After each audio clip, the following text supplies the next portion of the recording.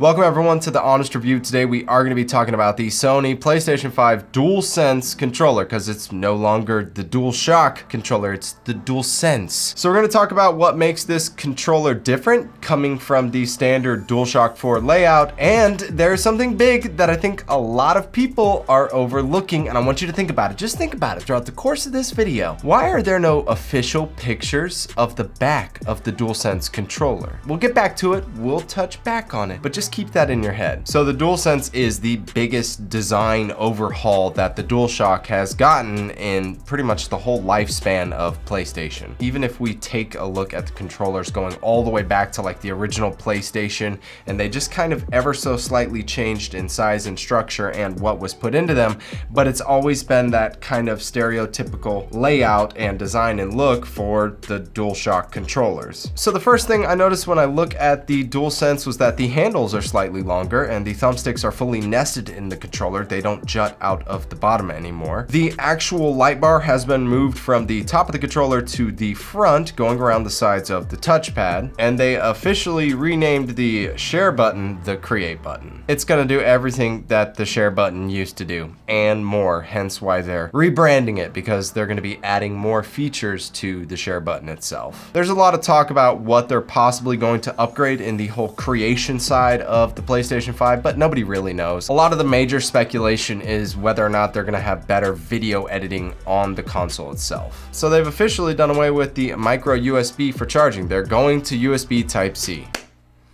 It's about time. There's now going to be a built-in mic. Now I'm going to quote Sony on this. It is ideal for jumping into a quick conversation, but of course if you are planning to chat for a longer period, it's good to have that headset handy. AKA everyone out there, and you know who you are, you have music blasting in the room, your TV's on high and we can hear everything coming back through the freaking mic, as well as your children running around who are just frantic. Get a headset.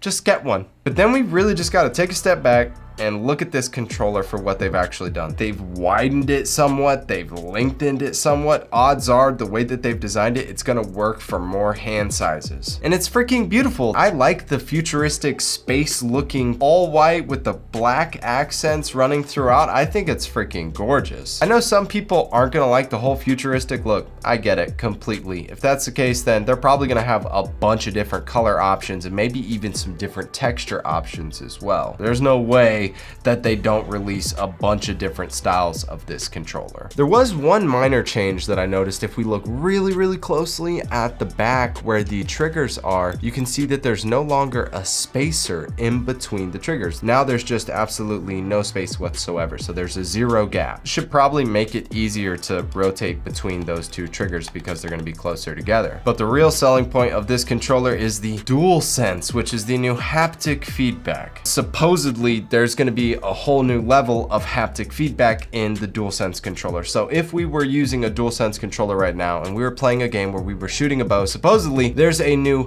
mechanism in here that can change the amount of resistance that is on that trigger. So if we were pulling that bow, the further that we pulled it, the more resistance it would have, kind of creating an immersion effect as to how well connected you feel to the game that you're playing. The same thing's being said for how the vibration modules are going to act in the controller and how you feel the game that you're playing. If we were playing like a driving game and you're driving over rocks and gravel or smooth road or dirt and brush on the side of the road, it's all going to feel different and it's all going to affect you physically while you're playing the game. Me personally, I actually have like rumbles removed in the controllers that I use, and if I have rumbles in the controller I'm using, I opt to turn them off because I don't want vibrations happening while I'm trying to focus and play the game. Now there are some games where vibrations are actually important and they're actually cues to you to do something while you're playing the game, in which case then yes, the vibration feedback is definitely important, but haptic feedback and getting little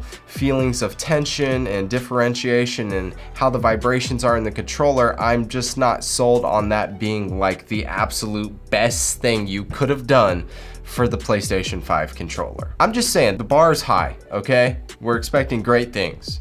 It's 2020. But y'all let me know what you think about the whole DualSense down in the comment section below. I am really curious as to what you guys think about this. So the DualSense will also be a little bit lighter than the DualShock 4. And yes, it's gonna be coming with a rechargeable battery built inside. And right now there is a llama in the room. So how many of you guys remember the initial leak for the PlayStation 5 DualSense controller when Sony filed the patents and it was all getting processed? There were pictures and blueprints that were showing some type of modules in the back of the controller itself, almost looking like back buttons built into the controller. Then my question is, how come there's no official pictures of the back of the DualSense controller? Hello, there's something up, there's something hidden back there. I'm sure Danny showed y'all the prints. I'm sure you've seen the pictures now. How many of you guys think it has back buttons?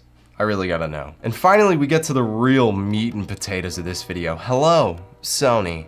How are you doing today? In case you didn't realize, your back button attachment for the PlayStation 4 DualShock controller freaking sold out everywhere. And currently it is price gouged on all platforms to where the original $30 back button attachment is selling for $100 and upwards easily. Every single day, no problem. Because people actually really like the attachment that you've made, and it works well, and it's built for your product by you, and we want to see an elite controller from you. Even if Sony just does something really simple like charges an extra 40 to 50 bucks for their, elite controller and just adds 2 extra inputs, just 2, not even 4, on the back of the controller, whether or not they're buttons, bumpers, paddles, whatever, we would freaking love that. My experience with the back button attachment was great. The feedback that I get from people who have the back button attachment and they're like, hey, I'm still going 3 months strong. I'm still going 4 months strong. They like the product and it's working well. I believe that they could make something excellent for the DualSense controller. And who knows, they might have already done it. But either way, Sony has been officially licensing out